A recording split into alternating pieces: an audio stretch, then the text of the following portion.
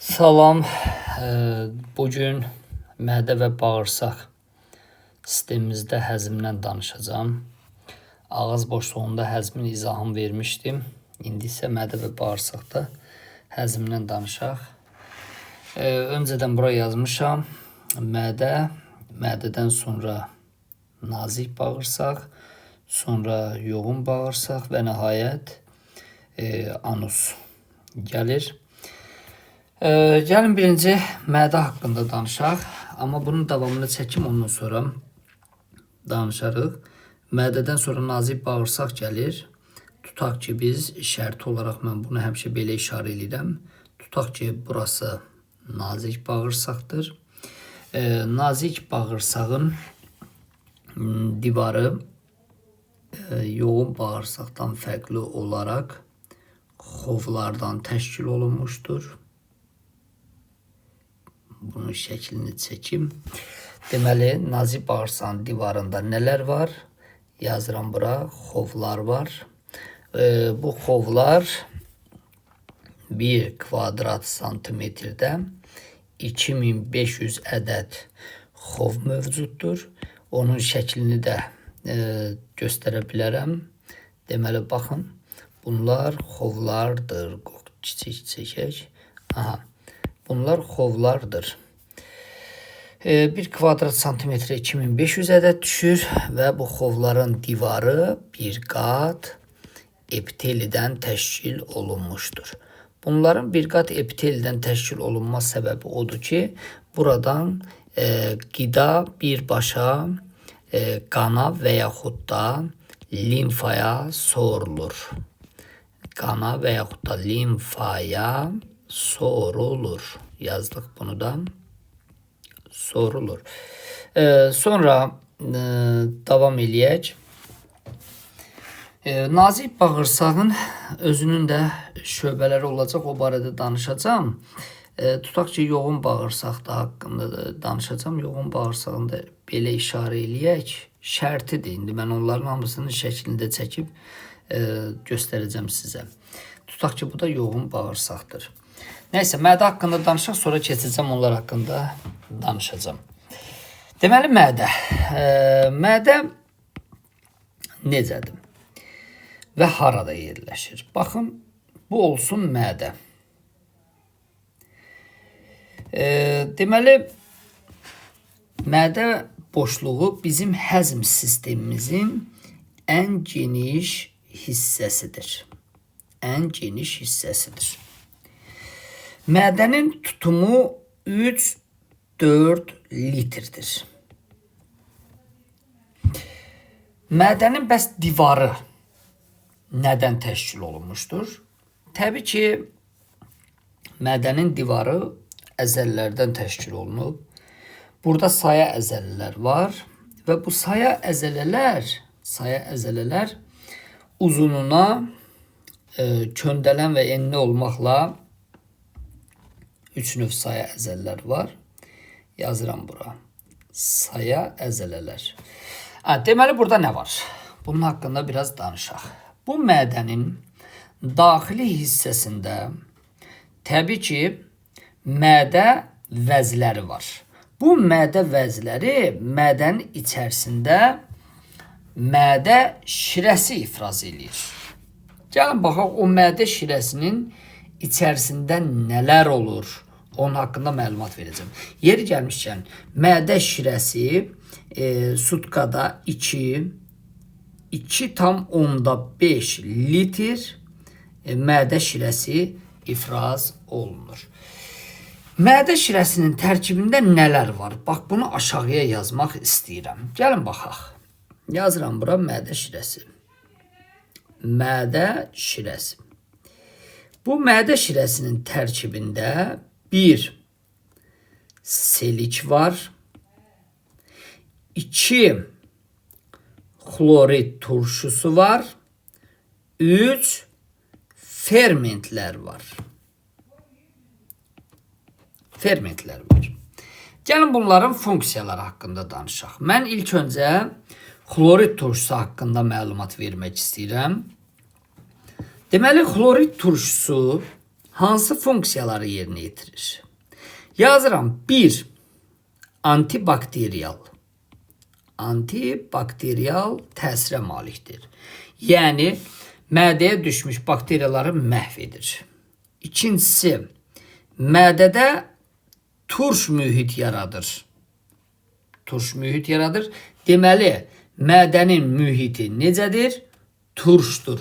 Üstünə yazıram. Mədənin mühiti turşdur. Sonra, xlorid turşusu həmçinin mədədə ifraz olunan fermentləri aktivləşdirir. Baxın, bunu da yazıram. Fermentləri aktivləşdirir. Hansı fermentləri deyəndə təbii ki, mədə fermentlərini. Çünki mədədə ifraz olunur axı. Bax, qaldı burada selik. Bəs seliyin funksiyası nədir? Deyəcəksiniz, selik. Bax, xlorid turşusu həlledici xüsusiyyətə malikdir. Selik mədənin divarını örtərək onu xlorid turşusundan qoruyur. Xlorid turşusunun yandırıcı təsirindən qoruyur. Deməli, selik mədədə qoruyucu funksiya yerinə yetirir. Gəldik burada fermentlərə. Bəs fermentlərin funksiyası nədir? Hansı fermentlərin? Təbii ki, mədədən danışırıqsa, mədə fermentlərindən söhbət gedir. Mədə fermentləri nələri parçalayır? Mədə fermentləri deyəcəksiniz. Deməli, zülalları parçalayır. Zülallar nəyə parçalanır? Öz monomerlərinə. Monomerləri nədir? Amin turşularına parçalanır. Bəs sonra nəyə parçalaya bilər? Təbii ki, mədə fermentləri bir də yağları, amma hansı yağları? Süd yağlarını parçalayır. Süd yağlarını da nəyə parçalayacaq? Deyəcəksiniz, gliserin və yağ turşusuna parçalayır.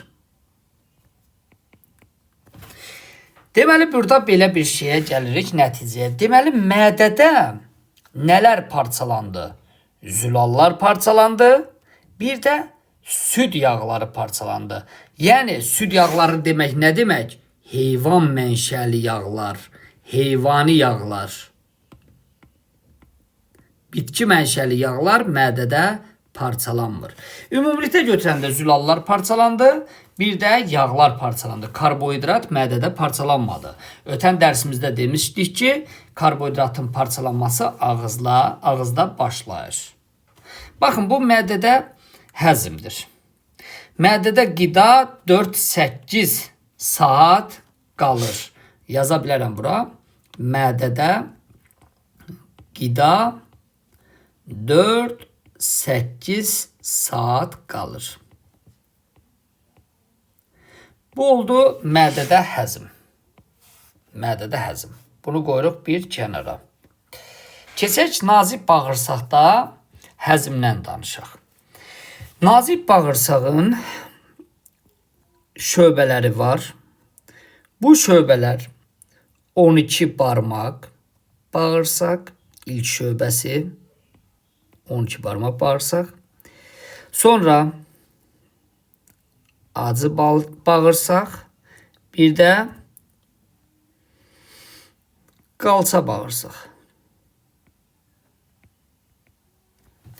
Diqqətlə baxsaq, nazik bağırsağın demişdim ki, daxili divarında xovlar var. Xovların şəklini çəkmişəm. 1 kvadrat santimetr 2500-də düşür. Xovların divarı bir qat epiteldən təşkil olunub və qida qana və limfaya məhz xovlardan sovrulur.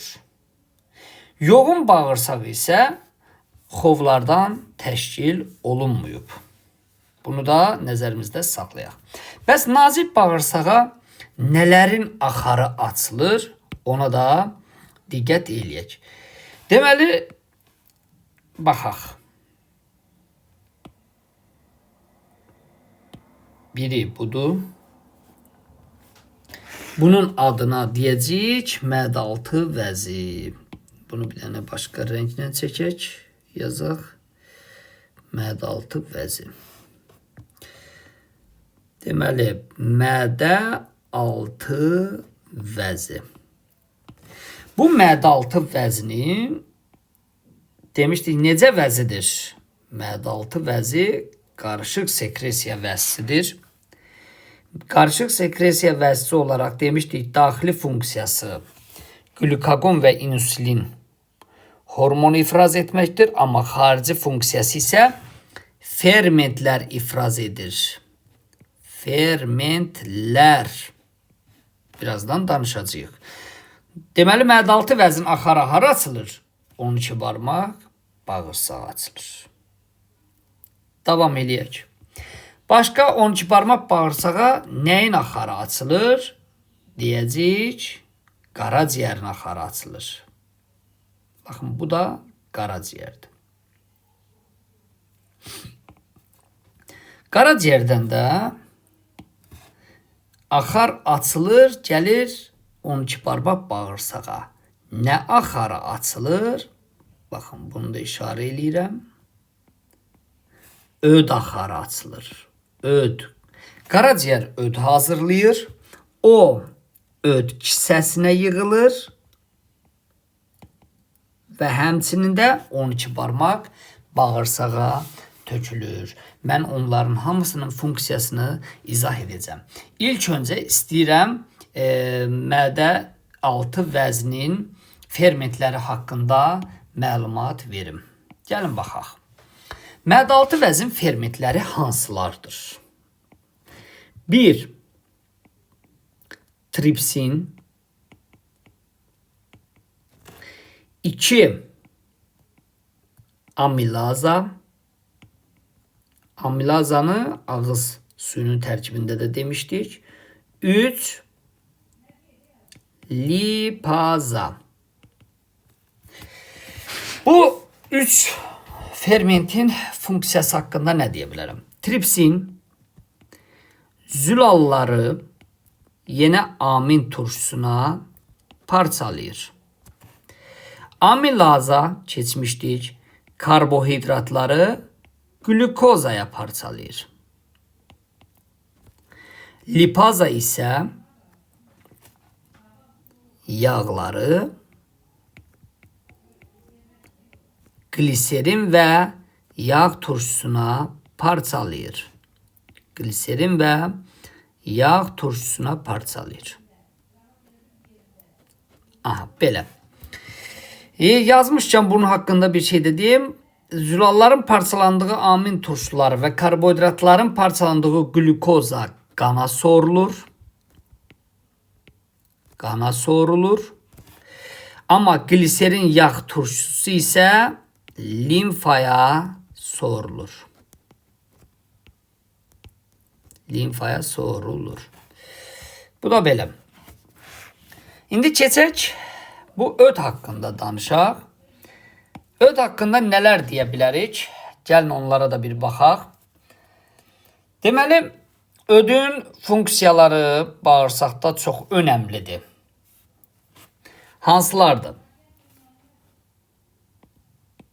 1. Öd 12 barmaq bağırsaqda qələvi mühit yaradır. Sonra 2. Öd belə deyək, hansısa üzvi maddənin, yəni zülal, karbohidrat və yaxud da yağın parçalanmasında iştirak etmir. Yəni kimyəvi parçalanmasında iştirak etmir. Amma onun belə deyək ki, parçalanmasını sürətləndirə bilir. Məsələn, yazıram bura yağların həcmini, xüsusilə yağların həzmini asanlaşdırır. Asanlaşdırır. Bunu da yazdıq. Sonra öd həmçinin bağırsaq belə işini sürətləndirir. Yığılmasını sürətləndirir. Bağırsağın işini asanlaşdırır, sürətləndirir. Sonra 4. Bəzi vitaminlər var ki, məsələn A, D, K vitaminləri var ki, bunların sorulmasını asanlaşdırır. A, D, Y, K vitaminlərinin sorulmasını asanlaştırır. Sorulmasını asanlaştırır. Kısa yazıram. Sonra bayaq dediyim kimi gələvi mühit yaratmaqla mədədən gələn turş qidasını neytrallaşdırır.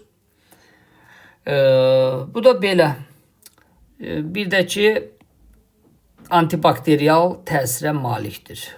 Antibakteriyal təsirə malikdir. Deməli burada ümumiləşdirmək istəyirəm nəyi? Belə bir şey var ki, ağız boşluğunda antibakteriyal təsirə malik olan lizosim idi. Mədədə antibakteriyal təsirə malik olan xlorid turşusudur. 12 barmaq. Nazik bağırsaqda isə antibakteriyal təsirə malik olan deməli öddür. Bax bunlara da fikir vermək lazımdır. Yeri gəlmişlər, nazik bağırsağın uzunluğu 3-7 metrdir. Yoğun bağırsağın uzunluğu isə 1.5 belə 3 metr falan olur. Bunu da yazaq bura. Sonra burada başqa nə deyə bilərəm? Yoğun bağırsaq haqqında məncə danışaq. Onu da başqa rəngdə çəkim işarə edeyim. Yoğun bağırsağında şöbələri var. Deməli bunlar hansıdır? Kör bağırsaqdır, çəmbər bağırsaqdır və düz bağırsaqdır. Bu da anusdur. Yoğun bağırsaqda nə baş verir? Yoğun bağırsaqda əsasən sudur, bəzi vitaminlərdir, sonra duzlardır ki, bunlar buradan neyir? Qana sorulur. Bunları da bilmək lazımdır. Həmçinin bir dənə də söz deyim. Su, duz və vitamin. Bunlar heç bir parçalanmağa məruz qalmır. Birbaşa qana sorulur. Baxın yazıram. Parçalanmadan qana sorulur. Yəni, bir dəqiqə. Parçalanmadan bunlar qana sorulur. Yazıram bura. Parçalanmadan qana sorulur. Bu da belə. Kör bağırsağın çıxıntısı, baxın belə bir işarə şərt olaraq, bunun adına deyəcək appendix.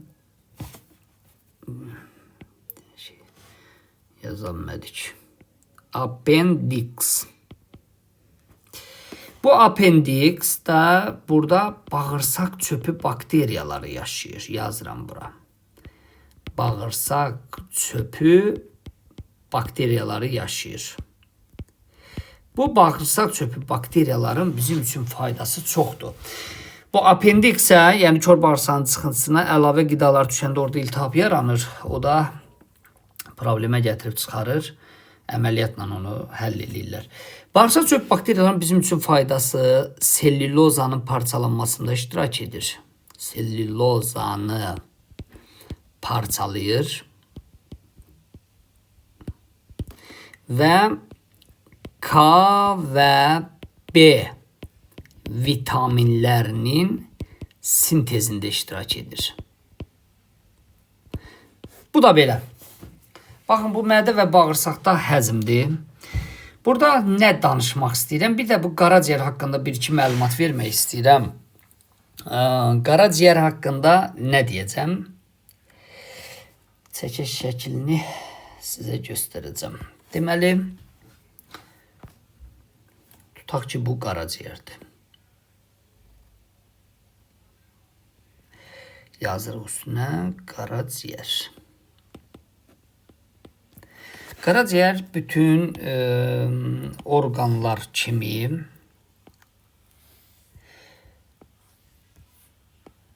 buraya yazaq qarın aortası. Bütün orqanlar kimi özünə bir qidalanmaq üçün damar alır. Bunun adına deyəcəyik qaraciyər arteriyası. Qaraciyər arteriyası. Təbii ki, oksigenli qan, qidalı qan gəlir. Sonra necə ki qidalı qan alırsa, həmçinin bütün orqanlar kimi ondan çıxan damar, bunların adı olacaq aşağı boş vena. Buradan da deməli venoz qan axır və qaraciyər öz damarını da çıxarıb aşağı boş vena verir. Buranın da adı olacaq qaraciyər venası. Buradan da CO2, yəni venoz qan gedir. Bu normal quruluşdur. Burada başqa mən nə izah eləmək istəyirəm sizə. Deməli, həmçinin biz bayaq dedik ki, tutaq ki, bu bizim nəyimizdir? Bağırsağımız. Tutaq ki, bu bizim bağırsağımızdır. Bax, burada bu bağırsağın alt hissəsi ilə bağırsaq altı vena gedir. Bu damarın adı olacaq bağırsaq altı vena. Mən dedim ki, bağırsaqda parçalanmış qidalar sorulur bağırsaq altı venaya. Bu bağırsaq altı vena gələrək qaraciyərə girir. Bu qaraciyərə gələn bu damarın adına deyəcək qaraciyər qapı venası. Qaraciyər qapı venası. Qaraciyər qapı venası. İndi burada bir şey var. Burada nələrə diqqət eləmək lazımdır. Qaraciyərin bir xüsusiyyəti var. Qaraciyər qanı 95% təmizləyir. 95% təmizləyir. Belə. Bu qaraciyər arteriyası qaraciyərə girib təbii ki, hansı damara çevrilməlidir? Kapilyara çevrilməlidir ki, orada maddələr mübadiləsi, qazlar mübadiləsi baş versin. Yəni oksigeni alsın, karbonu versin, qidanı alsın, lazımsız maddələri qaytarsın. Sonra kapilyar təzədən venaya çevriləcək. Yəni hər bir orqan kimi normalda bunlarda da arteriya, kapilyar, vena sistemi mövcuddur. Yəni arteriyada oksigen olur, kapilyarda diffuziya baş verəcək və nəhayət burada karbon qazı xaric olacaq. Normalda yəni bütün orqanlar kimi qaraciyərdə də bu mövcuddur. Amma qaraciyərdə əlavə nələr var? Mən dedim ki, bağırsaqdan qana sorulmuş qida gəlib qaraciyərə girir. Qaraciyər qapı venası ilə. Qaraciyər qapı venası ilə gəlib bura girəcək. İndi baxaq görək, burada nə baş verəcək, niyə bura gəlib girir? Mən sizə belə bir şey deyim. Yazdığımı da zayladım. Deməli, burada nə var?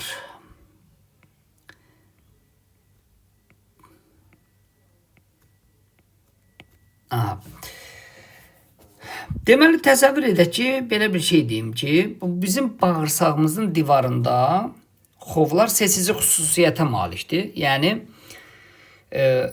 əlavə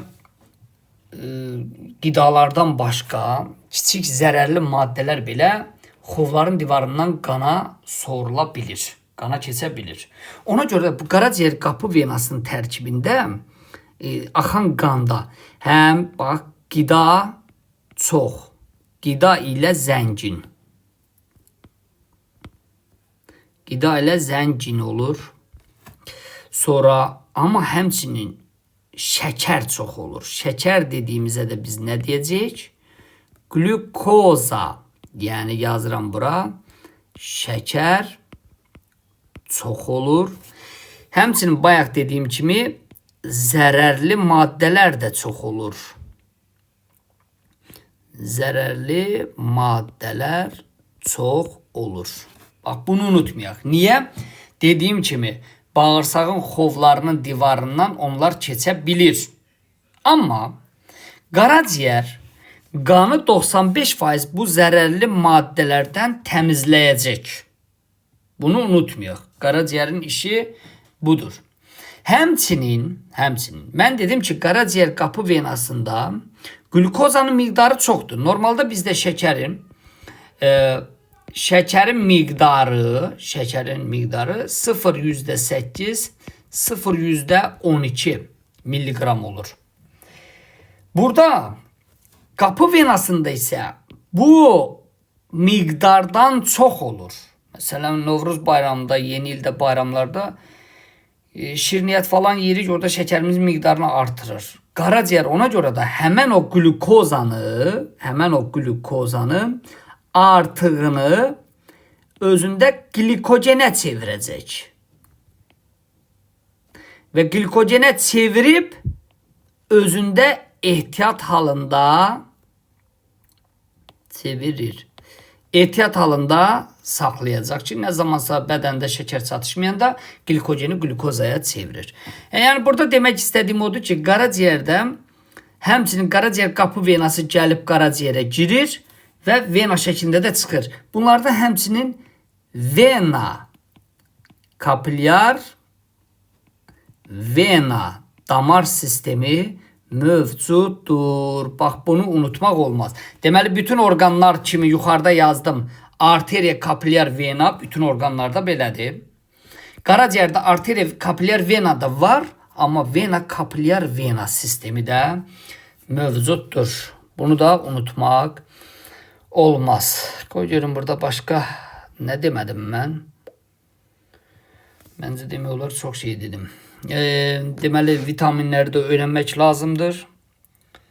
Sonra orada həzm sisteminin xəstəlikləri var. Onları da öyrənmək lazımdır. Belə. Sağ olun.